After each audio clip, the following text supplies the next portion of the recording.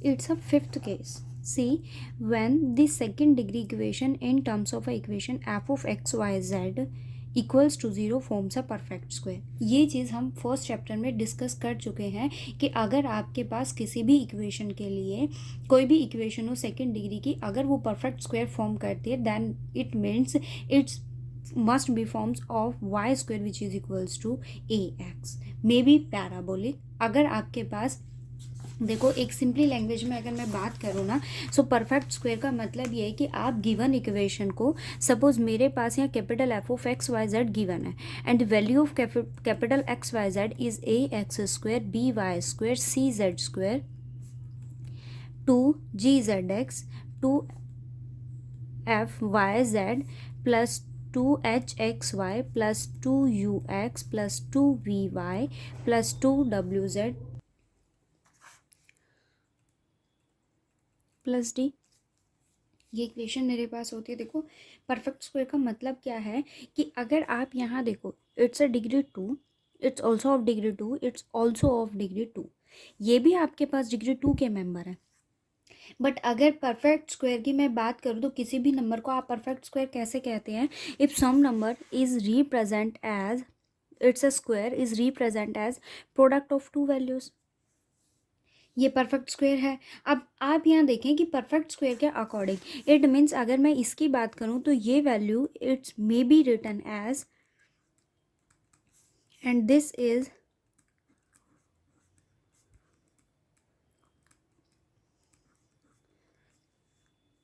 A square plus b square plus c square.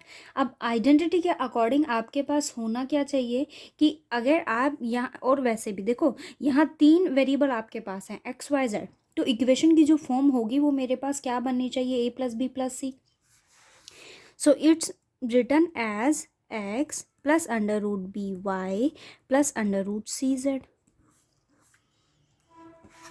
A square b square and c square. फिर आपके पास जो values आती हैं वो क्या होती है? Two a b. It's mean two under root a b x y. It's your value of h. So here h is your under root ab. It means h square which is equals to ab. So this is your perfect number. Okay तो मेरे पास जो यहाँ value है वो क्या है? Perfect square है. Sorry perfect number नहीं है, आप परफेक्ट स्क्वायर वैल्यू दे रहा है वो. सिमिलर केस में अगर मैं बात करूँ टू बी सी की तो आपके पास वैल्यू क्या आएगी? Two under root b c y and z. And for y z के लिए अब आपके पास यहाँ जो वैल्यू है एफ की वो क्या हो गई? Under root b c. It means f square which is equals to b c. Z x की अगर मैं बात करूँ तो ये वैल्यू मेरे पास क्या होगी? Two under root A C Z X. It means we have under root A C which is equals to Z X. किसके लिए है? जी के लिए है. So G square which is equals to A C and left over terms are on right hand side. So आपके पास इसकी value क्या आ जाएगी? Minus two U X minus two V Y minus two W Z minus D. ठीक है. सो अगर मैं सिंपली लैंग्वेज में बात करूँ ना कि इक्वेशन को आपको स्टैंडर्ड फॉर्म में रिप्रेजेंट करना है एज अ परफेक्ट स्क्वायर, अगर वो परफेक्ट नंबर बनता है तो ठीक है, अगर वो परफेक्ट स्क्वायर बनता है तो आपको इक्वेशन को उस फॉर्म में रिड्यूस करना है. सो आपके पास सिंपली केस सिर्फ इतना रहेगा कि आप वैल्यू को परफेक्ट स्क्वायर में लिखिए और लेफ्ट ओवर जो टर्म्स होंगी वो आपके पास as a coefficient of x, as a coefficient of y, as a coefficient of z and the constant term left over रहती है. ठीक है. बट इफ़ इट सेज कि आपको यहाँ पैराबोलिक सिलेंडर फॉर्म करवाना है या कोई भी पैराबोलिक इक्वेशन बनानी है, सो हमारे पास सिंपली केस पैराबोलिक के लिए क्या आता है? It's represent as a y square which is equals to 4ax. And according to our first chapter we already discussed for a perfect square equation to reduce a parabolic equation we always take a scalar quantity which is lambda, and this lambda is written as under root ax plus under root by plus under root cz plus lambda whole square which is equals to, this is take as a and this is b. So we have a square, it means under root ax plus under root by plus under root cz whole square plus b square, so lambda square, and 2 2ab, so 2ab and its whole square is this. आप equation को यहाँ substitute कीजिए and the next step is that divide in comparing for finding the value of lambda here we taken the equation which are perpendicular to each other और the coefficient of x, coefficient of y and the coefficient of z taken, और उसके बाद हम यहाँ value किसकी निकालते हैं, lambda की वैल्यू निकालते हैं. Then we use the concept that under root multiply और divide by the coefficient of x, coefficient of y and the coefficient of z because of we have to find out the value of latest rect. ठीक है, similar first chapter वाला concept आपके पास यहाँ रहेगा. Okay, अब देखो question की बात करते हैं. क्वेश्चन से आपको इजीली समझ में आ जाएंगी चीज़ें. फर्स्ट क्वेश्चन देखो, determine the nature of the surface given by the equation. वो क्या कहता है, आपको यहाँ इक्वेशन का नेचर फाइंड आउट करना है. इट मीन्स अगर मैं सिंपली लैंग्वेज में बात करूँ तो आपको ये शो करना पड़ेगा कि गिवन इक्वेशन मेरे पास परफेक्ट स्क्वायर की फॉर्म बनाता है या नहीं बनाता है, और अगर बनाता है तो इक्वेशन का मेरे पास फॉर्म क्या रहेगा. ठीक है, देखो अगर मैं फिफ्थ केस की बात करूँ ना तो आपके पास यहाँ दो चीज़ें आती हैं. फर्स्ट केस जो आप फर्स्ट चैप्टर में पढ़ चुके हो, which is your parabolic cylinder and it's form is y square which is equals to 4ax and here there are two planes which are y and x. और अगर मैं बात करूं कि यहाँ आपके पास कोई भी इक्वेशन जो होगी, मतलब जो परफेक्ट स्क्वायर नंबर आप बनाते हो, परफेक्ट स्क्वायर जो भी नंबर आप बनाओगे, and this is reduce to the pair of parallel planes और अ पैराबोलिक सिलेंडर. अगर पैरेलल प्लेन्स की बात करें तो इक्वेशन की फॉर्म आपके पास क्या होनी चाहिए, ax square bx plus c. और अगर मैं बात करूं पैराबोलिक सिलेंडर की, then it's represent in the form y square is equals to ax. ठीक है, आपके पास दो फॉर्म्स आती है. अगर वो पैरेलल प्लेन्स को रिप्रेजेंट करता है then definitely it is of the form, और अगर वो पैराबोलिक सिलेंडर को फॉर्म करता है then this is of the form. Okay, दो केसेस हैं आपके पास. अब एक एग्जांपल के थ्रू देखें आप. ये मुझे क्या कहता है, determine the nature of the surface given by the given equation. This equation is given. First of all आप करते क्या है कि 2x square 3y and 6z whole square आपके पास ये आइडेंटिटी बनाता है. ठीक है जी, left over terms is -10x 15y 30z plus 6. So मैंने लिख दिया इसको एक्स स्क्वायर, इसको मैंने कैपिटल एक्स का नाम दिया, x square -5x, both are the similar. आपको बनानी पड़ेंगे कि दोनों फॉर्म्स आपके पास कैसे होनी चाहिए, सिमिलर होनी चाहिए. Plus 6, this is of the form parallel planes x square plus ax plus b which is equals to 0. इसको फैक्टराइज करें, इसके फॉर्म्स बनाएं, और दो इक्वेशन जो आपके पास आई हैं, अगर ये पैरेलल प्लेन्स को रिप्रेजेंट करता है तो आपको इक्वेशन इसकी रिड्यूस करनी होगी. And this equation is of the form कि मेरे पास जो यहाँ इक्वेशन है, ठीक है, आपके पास जो यहाँ इक्वेशंस की फॉर्म बन रही है उसी के अकॉर्डिंग आपको गिवन इक्वेशन को क्या करना होगा, रिड्यूस करना होगा. अब ये देखें कि हम क्या करते हैं, coefficient of x square, sorry coefficient of x, coefficient of y and coefficient of z, squaring and divide, sorry multiply and divide by these terms. आप उनको मल्टीप्लाई कीजिए, डिवाइड कीजिए. ठीक है, यहाँ स्क्वायर है और यहाँ मेरे पास स्क्वायर नहीं है, और गिवन इक्वेशन को उसके फॉर्म में रिड्यूस कर दीजिए. ठीक है, जैसे ये क्वेश्चन देखें, ये मुझे कहता है कि मुझे इस इक्वेशन के लिए क्या फाइंड आउट करना होगा, उसका नेचर फाइंड आउट करना होगा.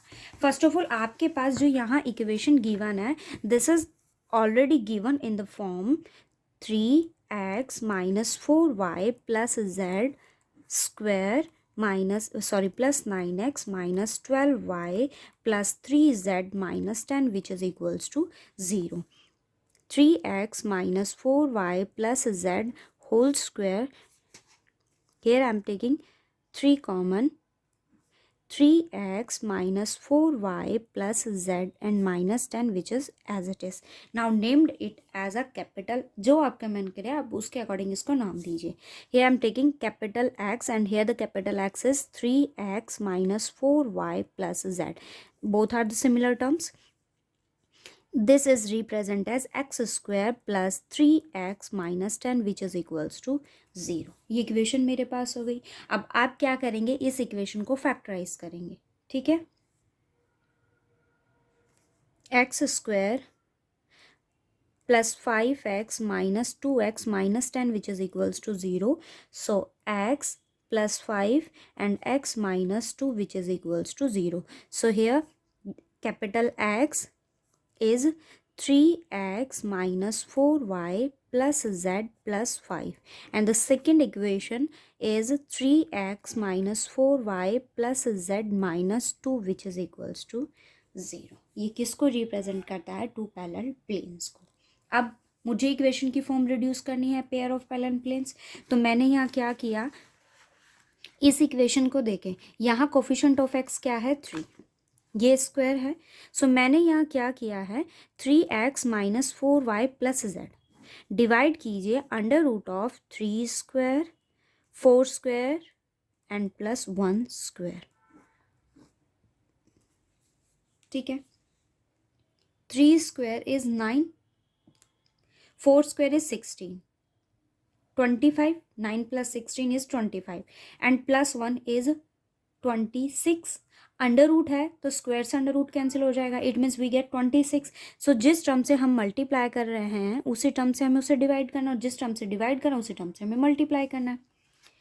Now this 3 is as it is 3x minus 4y plus z over हमारे पास जो वैल्यू आती है वो क्या होती है, under root 3 square plus 4 square plus 1। यहाँ स्क्वायरिंग नहीं है सो वैल्यू क्या रहेगी, under root 26 and plus 10 which is equals to 0। ठीक है, ये मेरे पास आ गई इक्वेशन।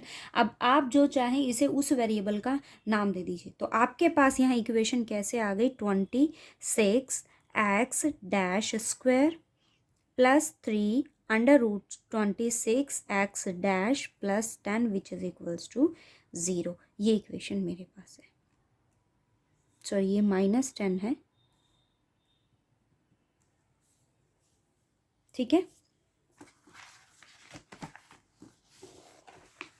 अभी आप नेक्स्ट देखिए क्या कहता है, reduce the following equation to a standard form. अब आपको गिवन इक्वेशन को किस फॉर्म में रिड्यूस करना है, स्टैंडर्ड फॉर्म में। तो जहाँ स्टैंडर्ड फॉर्म का नाम आ जाए it means you have to represent in a conic section, may be parabolic may be elliptic. तो आपको चेक करना पड़ेगा कि अगर वो परफेक्ट स्क्वायर फॉर्म करता है then it's must be parabolic form. ठीक है जी, अब आपके पास जो गिवन इक्वेशन है वो क्या है, 4x square plus y square plus 4z square minus 4yz plus 8zx minus 4xy plus 2x minus 4y plus 5z minus plus 1 which is equals to 0. And here the value of comparing with the general equation, a is 4, b is 1, c is 4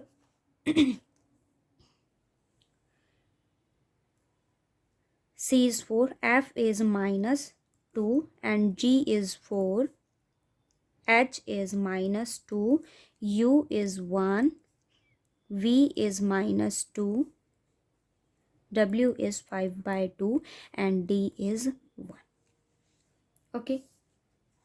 अगर ये आपके पास perfect square form करता है it means definitely H square is AB, F square is BC and G square is AC। ये equation होती है, हमने अभी आर्टिकल में ये चीज़ पढ़ी है कि आपके पास इनकी फॉर्म्स ये बनेंगी।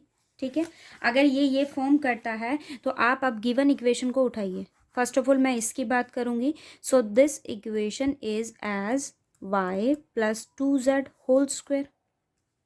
ठीक है, अब देखो a square b square c square. ठीक है, ये इक्वेशन है मेरे पास एंड 2ab सो 224xy। ठीक है, बट ये मेरे पास क्या है, नेगेटिव। इट मीन्स अगर ये नेगेटिव है then y must be negative. अब आते हैं इस पर, 2 B, C. 2 into 2 4, y z, y z is also negative, so y negative ही होगा. फिर आते हैं ए सी पर. सो 2 2 4 4 2 ज़ा 8, z x which is positive. Okay, तो लेफ्ट ओवर टर्म्स मेरे पास ही हो गई. So we get this is equals to -2x plus 4y minus 5z minus 1. ठीक है. फिर पैराबोलिक फॉर्म रिड्यूस करने के लिए हम क्या लेते हैं, एक स्केलर क्वांटिटी लेते हैं which is your lambda. Whole square is it's your a and it's your b. So a square plus b square and plus 2ab.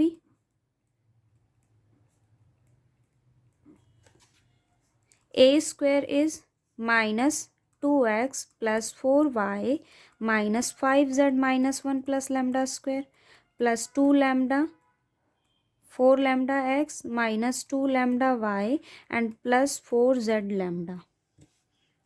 Taking x common, 4 lambda minus 2. Taking y common, 4 minus 2 lambda, and taking z common, 4 lambda minus 5 plus lambda square minus 1. ये equation मेरे पास आई है. For choosing a lambda, we take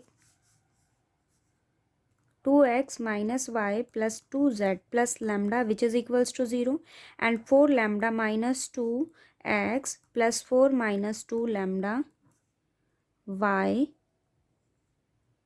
plus 4 lambda minus 5z plus lambda square minus 1 which is equals to 0. और अब आप यहाँ perpendicularity की condition apply कीजिए. सो मेरे पास यहाँ कंडीशन क्या आ जाएगी कि if both are the perpendicular to each other then the coefficient of x multiply करेंगे. सो डॉट प्रोडक्ट की वैल्यू आपके पास क्या रहेगी, 0 रहेगी. So we get 2 into 4 lambda minus 2 plus, इसको 2 लैम्डा की फॉर्म में रिड्यूस करने के लिए मैंने यहाँ नेगेटिव साइन कॉमन लिया. यहाँ मेरे पास क्या है, -1. सो वैल्यू आपके पास क्या आ जाएगी, 4